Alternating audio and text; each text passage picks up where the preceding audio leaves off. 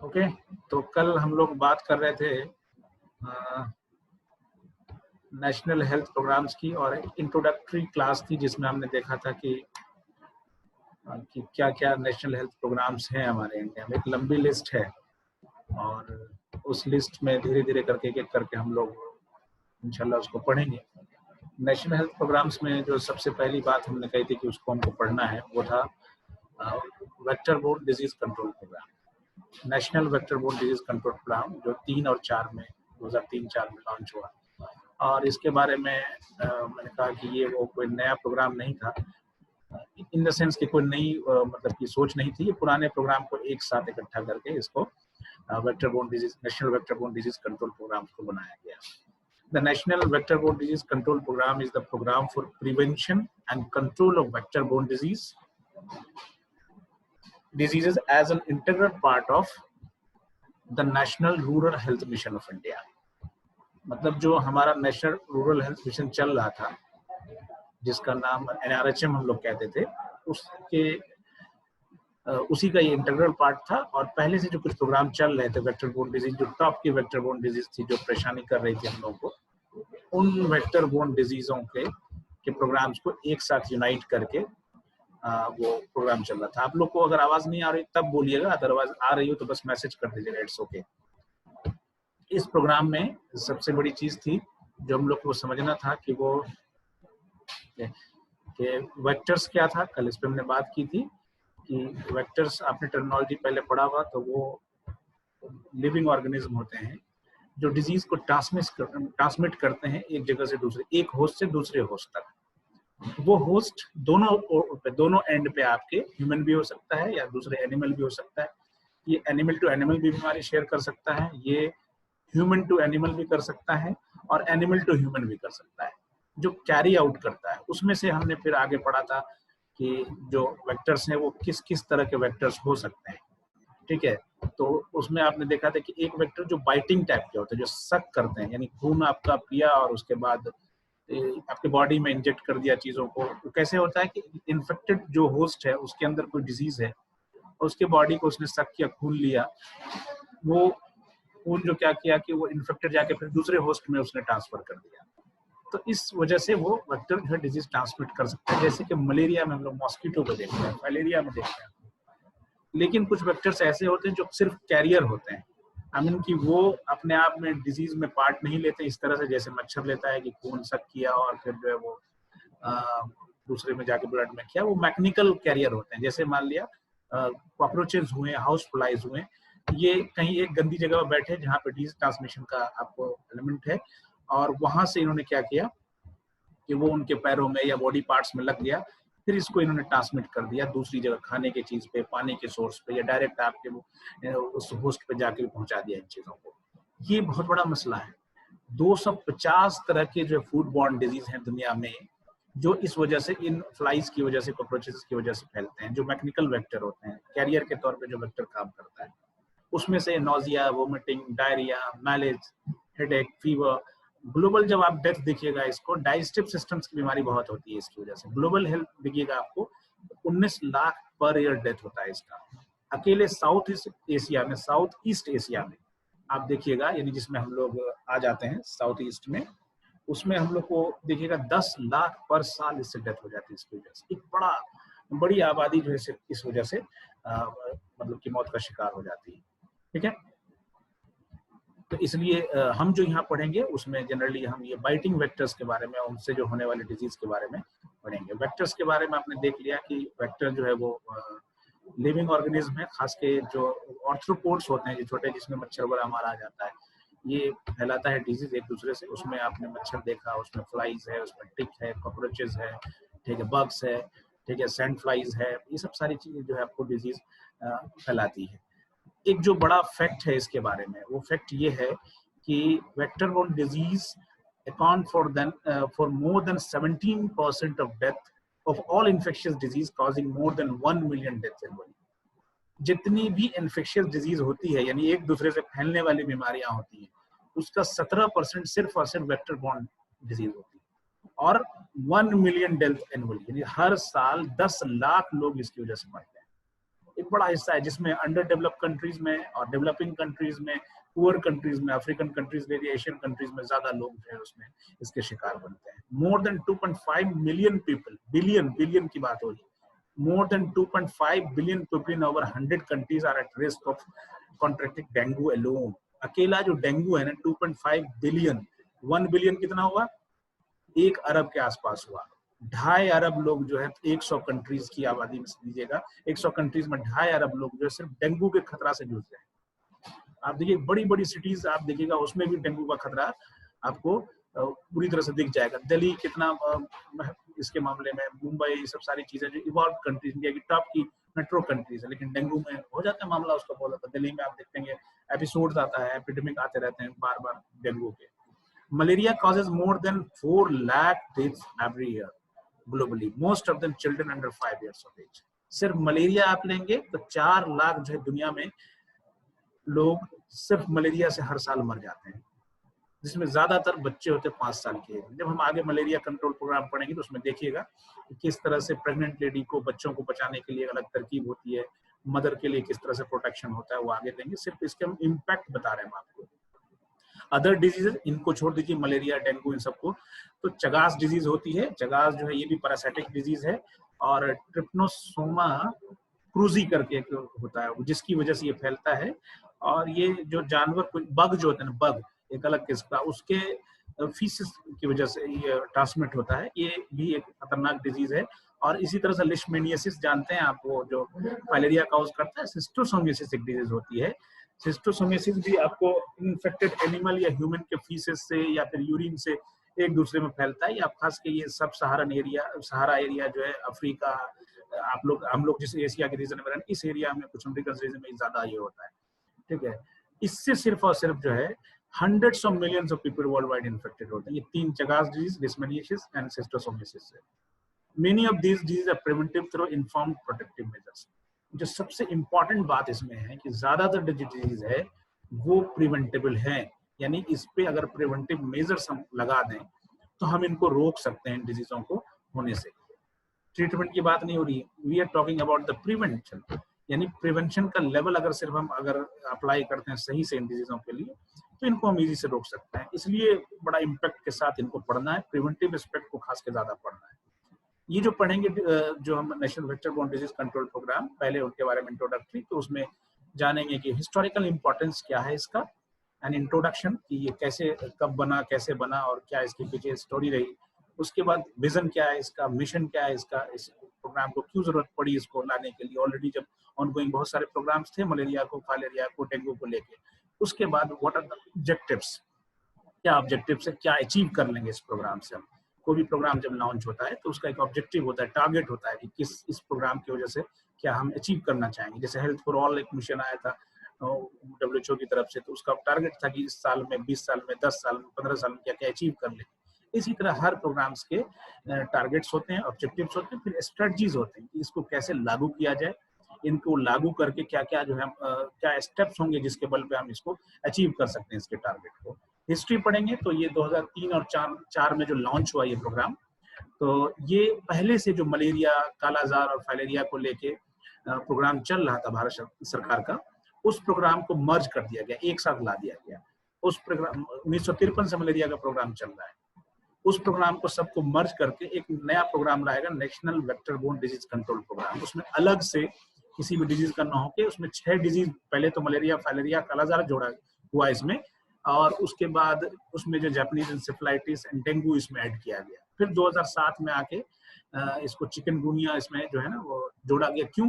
तो 2006 में बहुत जबरदस्त वाला एपिडेमिक टाइप आ गया चिकनगुनिया का, और इतना ज्यादा फैला कि सरकार ने इसको भी इम्पोर्टेंस देते हुए ऑलरेडी जो ऑनगोइंग प्रोग्राम था 2003-04 से, उसमें इसको जोड़ दिया गया। ये प्रोग्राम जो होता है national vector borne disease control programme, ये नेशनल हेल्थ मिशन, जो पहले NRHM कहलाता था, अब नेशनल हेल्थ मिशन है, उस नेशनल हेल्थ मिशन में इसको अंडर ही गवर्न किया जाता है। अब आपको पता होना चाहिए कि कौन कौन लोग इसको गवर्न करते हैं, मतलब ऑर्गेनाइजेशन क्या है, स्ट्रक्चर क्या है इस चीज का। तो ये स्टेट से लेके नीचे फंक्शन डिस्ट्रिक्ट लेवल तक होता है। सेंट्रल एजेंसी इसको जो होती है वो कंट्रोल करती है। National level technical nodal office होता है जो गवर्नमेंट ऑफ इंडिया का, वो कोऑर्डिनेट करती है या उसको सपोर्ट करता है नीचे से। स्टेट जो है अपना कोई भी स्टेट है उसका national vector borne disease control जो कंपोनेंट होते हैं ना, कि आपको जैसे हर राज्य के उसमें होता है कैपिटल में, वो उसको रिपोर्टिंग करता है सेंट्रल लेवल पे। उसके डायरेक्टरेट बना होता है, जो आपका हेल्थ डिपार्टमेंट का जो डायरेक्टर होता है ना किसी भी स्टेट का, जैसे अपने यहाँ डायरेक्टरेट है हेल्थ मिनली, आयुष का तो अलग हो गया है कि जो जनरल हेल्थ का जो डायरेक्टरेट है वही national vector borne disease control programme का को चलाता है। वहां से वो हर डिस्ट्रिक्ट को, यानी डिस्ट्रिक्ट मलेरिया ऑफिसर होता है या डिस्ट्रिक्ट चीफ मेडिकल ऑफिसर होता है, उसको डायरेक्ट उसके लिए, या हेल्थ ऑफिसर होता है जो डिस्ट्रिक्ट में उसको हेड करता है, उसको जो नोटिंग या जितनी प्लानिंग होती है वो सब स्टेट लेवल से जाती है डायरेक्टरेट से, और डायरेक्टरेट से डिस्ट्रिक्ट लेवल से, वहां से वो अपने नीचे वर्कर से या मल्टीपर्पज वर्कर से या आंगनवाड़ी से या उसके थ्रू ये सारी चीजों को वो काम को निपटाते हैं वो, ठीक है। और खास के जब इसमें जो सबसे बड़ा जो national vector borne disease programme देखिएगा, इसमें जो सबसे बड़ा कंपोनेंट है मलेरिया का है, ठीक है। तो ये देखिएगा मलेरिया में जितने आप जो जितनी भी या तो डिजीज के का आपको सर्विलेंस में उसका ब्लड कलेक्शन लेना हो या फिर फीवर उसका नोटिंग करना हो या उनको दवा देनी हो, तो ये आशा के थ्रू कम्युनिटी में हाउस होल्ड लेवल पे घर घर इसको हम सप्लाई करते हैं। तो सेंट्रल से लेकर नीचे तक इसको गवर्न करते हैं। अगर इसकी हिस्ट्री देखिएगा तो ये तो 3 और 4 में बना आपको, लेकिन पहले से जो ऑनगोइंग प्रोग्राम जा रहा था नेशनल मलेरिया कंट्रोल फ्रॉम 1953 का, फिर आगे वो इरेडिकेशन प्रोग्राम हो गया कंट्रोल से, फिर उसमें भी इसकी हिस्ट्री हम बताएंगे कि पहले कैसे मलेरिया कंट्रोल प्रोग्राम था, बहुत अच्छा अचीवमेंट हुआ, तो हमने क्या किया कि उसको इरेडिकेशन पे लाया कि अरे इतना जल्दी हम मलेरिया खत्म कर पा रहे हैं तो क्यों ना इरेडिकेट ही कर दे इसको। कंट्रोल और इरेडिकेशन में हमने जब टर्मिनोलॉजी बता रहे तब को बताया था कि इरेडिकेशन का मतलब होता है कि इस लेवल पर उस डिजीज को खत्म करना कि एक भी केस दुनिया में ना बचे, ठीक है, ये बताया था आपको।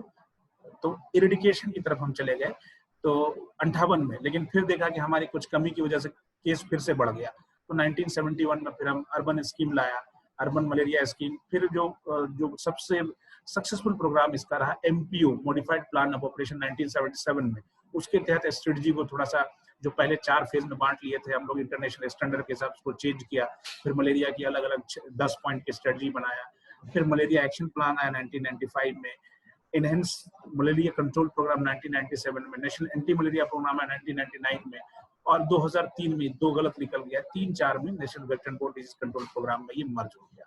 आगे की स्टोरी उसमें फिर इंटेंसिफाइड मलेरिया कंट्रोल प्रोजेक्ट हुआ, 2005 में लॉन्च हुआ, ये सब सारी चीजें बाद में है जो इसी में जुड़ता चला गया है। लेकिन ये 1953 से लेके 2003-4 तक आप इसको हिस्टोरिकल इसके एस्पेक्ट में डाल सकते हैं कि ऑलरेडी ये मलेरिया कंट्रोल प्रोग्राम था, फिर इसमें धीरे जाके सारी डिजीजें दूसरे प्रोग्राम्स, मलेरिया ही लीडिंग प्रोग्राम रहा, मर्ज होके इसको national vector borne disease control programme बना दिया गया। इसका जो विजन है, a well informed and self sustain healthy India free from vector borne disease with equitable access to quality health care.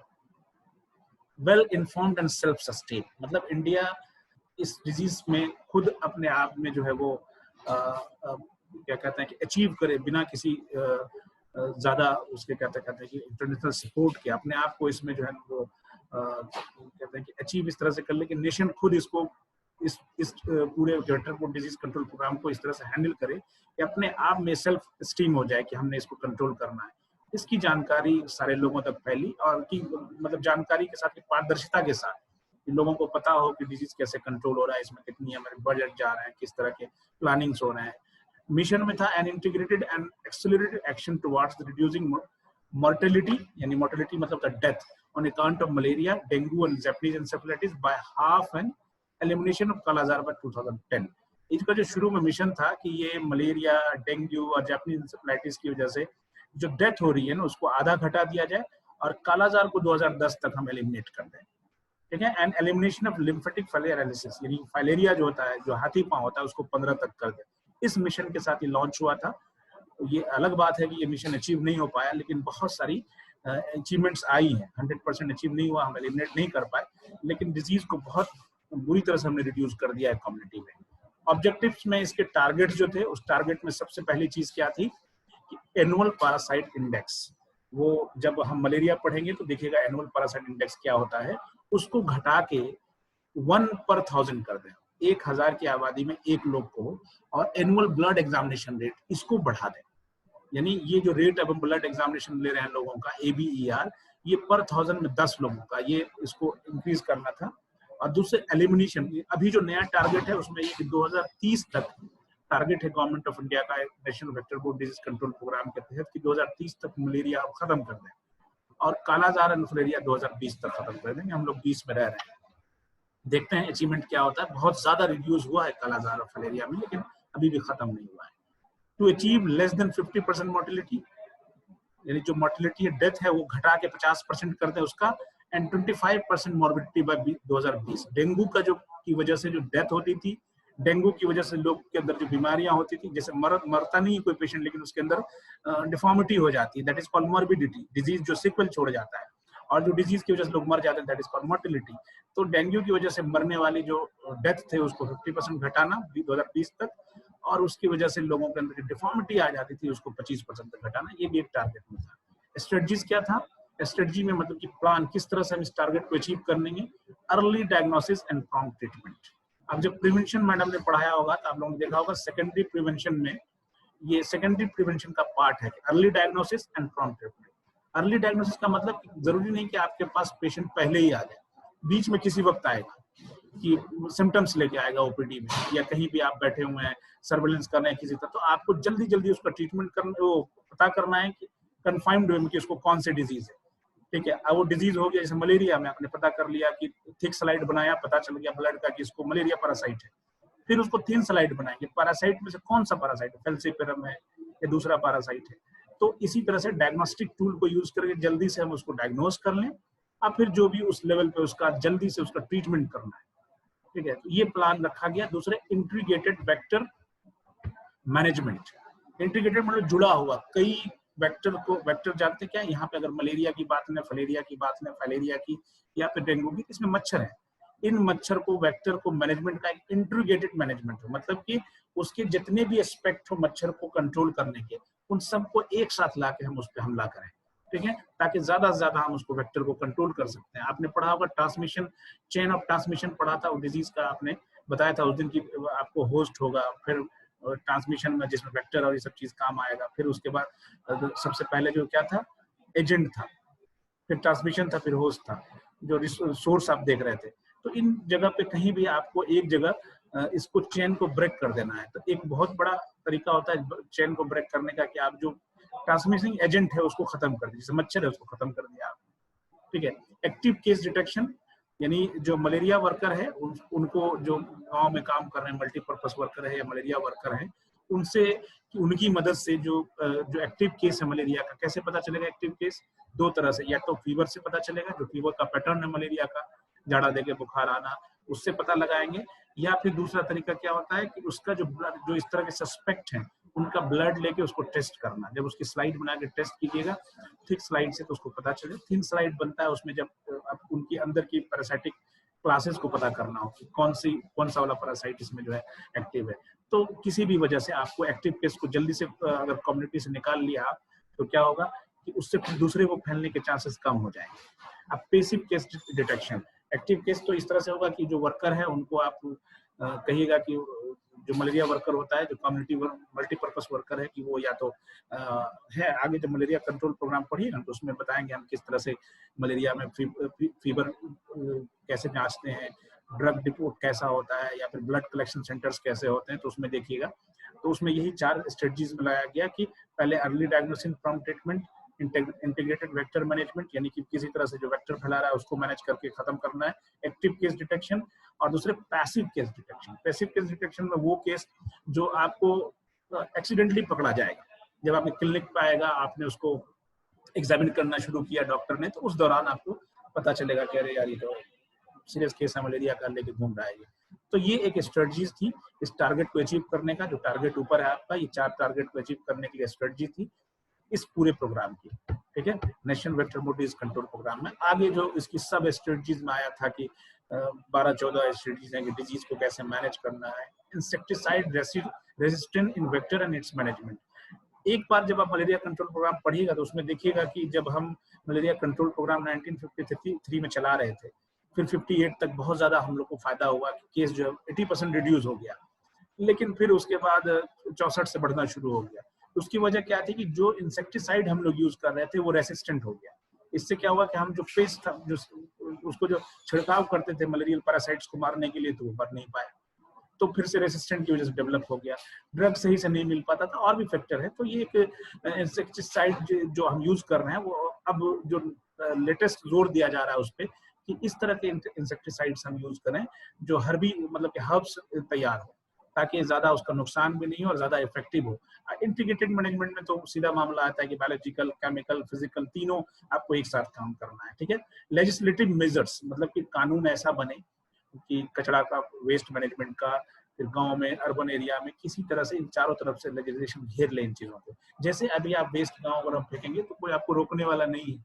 अगर ये शहरों में जैसे खतरनाक तरह के कानून को लागू किया जाता है, ऐसे गांव में हम लोग करें, पानी इकट्ठा ना होने दें, वेस्ट का मैनेजमेंट सही से हो, तो ज्यादातर वेक्टर डिजीज वैसे ही कंट्रोल में आ जाएगी। Involvement of NGO, private sectors, community है ना, लोकल सेल्फ गवर्नमेंट, ये सरकार के किसी भी स्ट्रेटजीज को लागू करने का या उस स्ट्रेटजीज को फॉलो करने का जो रेट होता है कि कितना सक्सेसफुल वो स्ट्रेटजीज हमारी होगी, वो इस पे डिपेंड करता है कि आप जो है ना उसमें लोगों का इन्वॉल्वमेंट कितना कर पाते हैं। अकेले डॉक्टर का, ठीक है, अकेले आपको इसका हेल्थ वर्कर का ये काम नहीं है कि वो सारी स्ट्रेटजीज को पूरा कर ले और उसको सक्सेसफुल कर ले। इसलिए आप देखिएगा जितने भी प्रोग्राम्स आ रहे हैं उसमें कम्युनिटी इन्वॉल्वमेंट बहुत ज्यादा हो गया है कि आपको अपने लेवल की का काम करना पड़ेगा। इस वजह से सरकार के सेक्टर्स में इतने लोग नहीं है, मेडिकल कॉलेज का इतना रीच नहीं है, जो WHO का स्टैंडर्ड है उस हिसाब से हमारे पास मेडिकल कॉलेज नहीं है, उस हिसाब से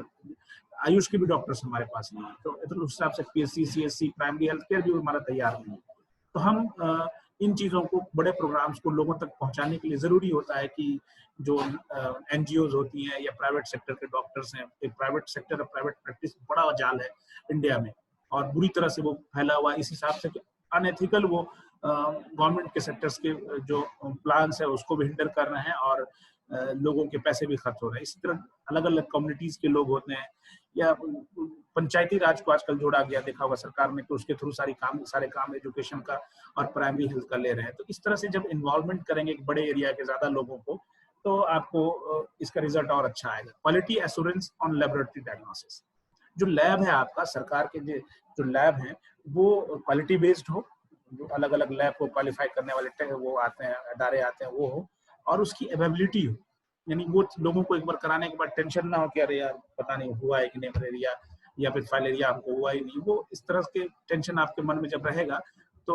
उससे रिलेटेड जो भी पॉलिसीज आएगी या उससे रिलेटेड जो ट्रीटमेंट प्लान होगा, प्रिवेंशन प्लान होगा, आप उसको सही से नहीं मानिएगा, ठीक है। तो सरकार इस चीज को एश्योर करवाए कि जो भी लैब टेस्टिंग है वो क्वालिटी दे और लोगों के रीच में हो।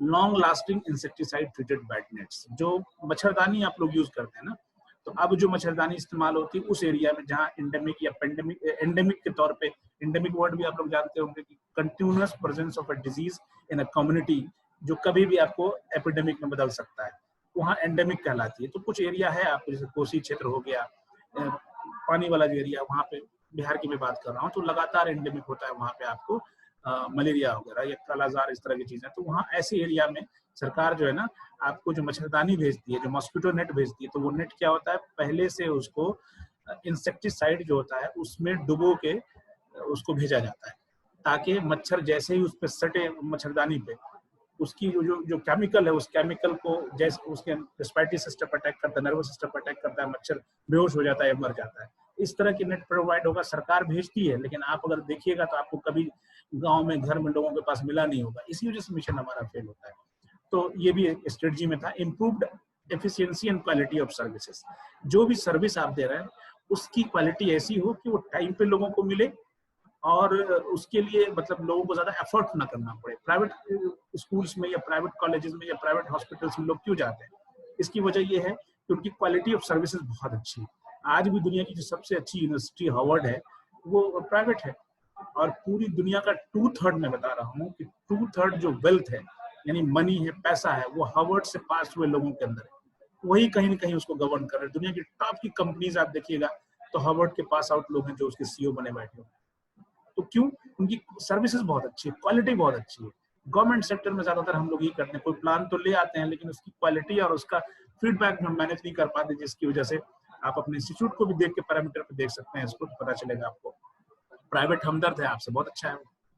तो ये जरूरी होती है कि सरकार के जितने प्रोग्राम्स होते हैं उसकी क्वालिटी और सर्विसिंग को आप जब देखिएगा वेक्टर कंट्रोल प्रोग्राम में, तो इन्वायरमेंट का एक बड़ा फैक्टर होता है कि जो पॉल्यूशन हम लोग या तो वाटर पॉल्यूशन करते हैं या फिर सॉइल पॉल्यूशन करते हैं या फिर हम लोग एयर पॉल्यूशन करते हैं, ये सारी चीजें इन्वायरमेंट पे, लोकल इन्वायरमेंट पे बहुत असर डालती हैं।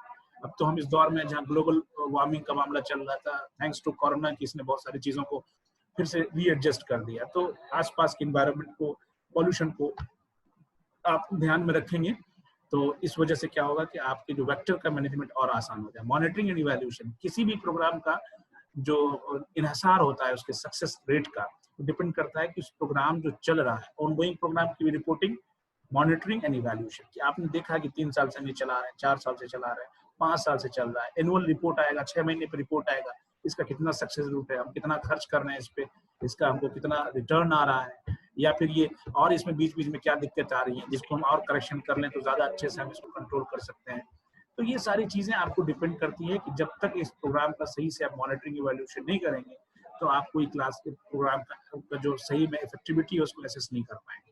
Collaboration with Nimar and medical colleges, यानी कि नेशनल इंस्टीट्यूट्स जितने भी बने हुए हैं मलेरिया के, या फिर और भी रिसर्च इंस्टीट्यूट है, मेडिकल कॉलेजेस है, जो existing research institute, medical colleges या और भी प्राइवेट टाइप के हैं, उन सब से एक लगातार कोलैबोरेशन हो कि अगर कोई लेटेस्ट रिसर्च आ रही है। अभी देखिएगा कि जो मलेशिया के प्रिंस है उसने एक धान जो है ना, धान हम लोग धान देखते हो जिसमें चावल निकलता है, तो चावल के ऊपर का जो खोल होता है उस पे धान के खेतों में मच्छर ये बहुत रहता है।